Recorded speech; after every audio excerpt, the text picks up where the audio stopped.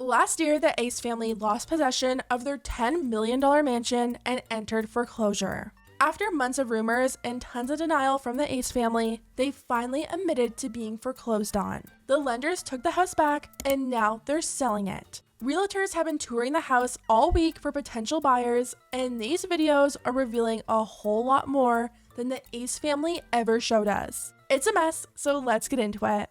For years now, the Ace family have been living a lie.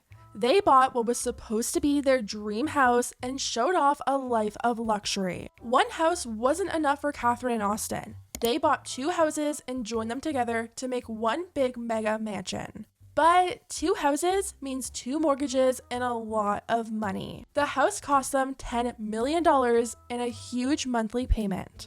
Everything seemed like it was going good for the Ace family until last year. Lawsuits started piling in from anyone and everyone. They were sued by business partners, lenders, TikTokers, and even the city of Beverly Hills. Dealing with lawsuits is very expensive, and losing them is even more expensive. So clearly they were under a lot of financial stress. Documents started floating around the internet saying Austin and Catherine were about to be foreclosed on, but Austin kept denying it. He pretty much blamed it all on the haters spreading rumors. Those rumors became very true back in October when the house was officially given back to the lender. Calderon, going twice.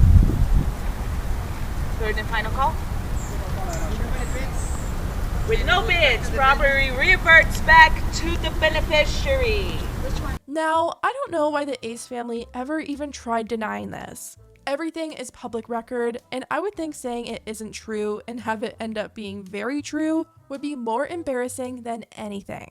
Even though the foreclosure was confirmed back in October, the Ace family didn't admit to anything until the end of November. Catherine and Austin blamed the entire situation on the builder. They said they were scammed, the builder took their money and ran, and all the renovations were inadequate. They said they were living in that house without a certificate of occupancy, so they had no gas or hot water. They had newborn babies living in that house with no hot water. A certificate of occupancy is normally something you get before you close on a house. Someone from the city is supposed to come by and give the house a pass to be livable. Since they never got that, the builder was able to take their money without finishing the renovations to code, allegedly. Catherine and Austin exposed everything about their house. They said the door was made from plywood, the pipes were leaking. Every time we had a plumber or someone come out to fix it, it was never fixed. Look, here it goes. It's leaking. Look, it's leaking. Look. Yeah, it's already leaking. The floors were uneven. So yeah, here's the floors. As you can see, like no bull. Like this shit's just not. You can't even push it down if you try. There was cracks in the wall. Look at this. Look. I'm not sure if you guys can see that, but like that's not supposed to be there. Like look at the cracks. It was truly a nightmare. The contractor, he was not a licensed contractor and he was using someone else's contracting license, and we were unaware of it for 2 years. The Ace family have since moved out and they're now living in a rental house. The lender has since put the house up for sale for $13 million. Dirt.com wrote an article about the listing and described the house as the most expensive home in Woodland Hills by a country mile and then some. The vast motor court can easily accommodate upwards of a dozen cars. There's also garaging for 6 additional vehicles, plus a half-court basketball court, an in-ground trampoline, and a backyard putting green. Best of all are the nearly 360-degree views which sweep across a huge swath of the San Fernando Valley. The listing describes the house as a one-of-a-kind compound, a one-of-a-kind opportunity. This luxurious modern property was originally 2 separate homes that have been thoughtfully combined to make one. Even though that sounds nice and everything, realtors have been exposing a darker truth. The house is open for realtors to walk through and take a look at the house for potential clients, but it's being used to get a closer look at the Ace family's biggest mistake. This week, TikTok has been full of realtors recording their walkthroughs of the house, and it looks horrible. Catherine and Austin only really showed a few rooms in their vlogs, and in the background, the house looked pretty nice. Taking a closer look at it though, it looks like one big design nightmare. This house is a perfect example of more isn't always better. One realtor described the house as giving a toddler a crown and letting them draw a house. The best way I can describe it is if you gave a toddler a crayon and asked them to draw a house. It's essentially a bunch of square building blocks that don't connect.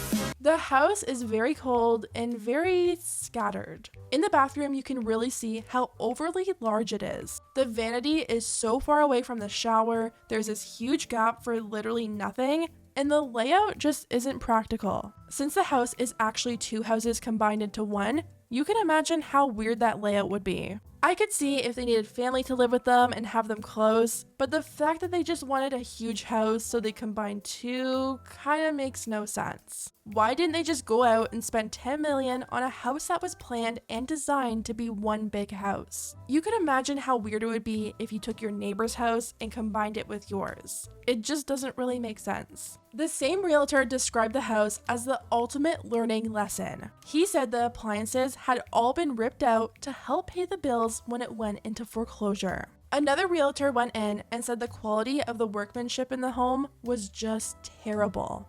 The Ace family house is in foreclosure, and this is a great example of why it's so important to have good representation behind you in a transaction of this size. You'll see most of the appliances are gone, and there's things throughout the property that just shouldn't be there. While the views from this property are incredible, the quality of work is not. Because a lot of the work was unpermitted, the city did not give them a certificate of occupancy to even move in. Because of that, gas was never turned on, and they had issues with hot water for a year and a half. They couldn't use their stove. There wasn't even a retaining wall by the pool, so they had issues all around. Now, here's the shocking part.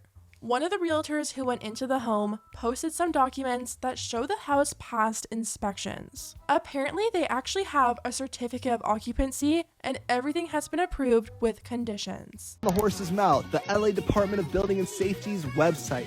It shows the home has had all of its building checks approved. People were shocked because the whole reason the Ace family left the home was because they couldn't get a certificate of occupancy. Here's what people had to say.